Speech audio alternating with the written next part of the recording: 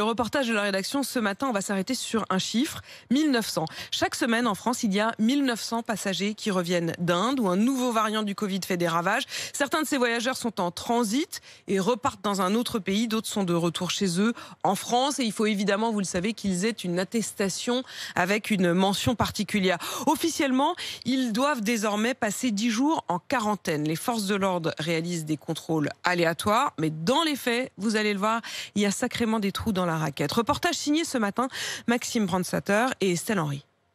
Liliana est arrivée dimanche d'Argentine et elle l'avoue, elle a du mal à comprendre les règles d'isolement. C'est des choses comme ça, un peu incompréhensibles. Cette résidente française s'inquiète d'avoir retrouvé son mari et son fils dans leur appartement parisien alors qu'elle vient d'une région touchée par les variants du Covid. Je n'ai pas eu de consignes particulières sur les échanges avec les personnes au domicile.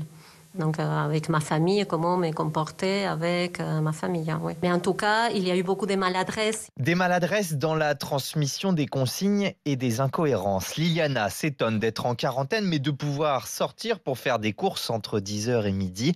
Et elle n'est pas la seule. Les policiers chargés de contrôler le respect de l'isolement sont aussi dans l'incompréhension, explique Denis Jacob du syndicat Alternative Police CFDT. On nous a donné comme consigne de faire des passages à ces domiciles de manière aléatoire, de façon à ce que les personnes soient surprises par notre passage et qu'elles ne prévoient pas d'être absentes au moment où on va passer. Et là, on apprend que ça sert à rien, puisque de toute façon, de 10h à 12h, elles peuvent sortir et que pendant cette période, elles peuvent tout simplement transmettre le virus si jamais elles sont contaminées. Pour le professeur Amouyel du CHU de Lille, il aurait fallu faire autrement. Alors ce qu'il aurait été intéressant de faire, c'est, comme dans d'autres pays, prévoir des chambres d'hôtel qui sont bien sûr à la charge des voyageurs pour les isoler pendant un temps défini, entre guillemets sous contrôle de l'hôtel, et en faisant en sorte qu'ils ne sortent pas de manière à maintenir ce confinement, et ce confinement de manière seule dans leur chambre d'hôtel. En cas de non-respect de la quarantaine, les voyageurs risquent maintenant entre 1 000 et 1 500 € d'amende.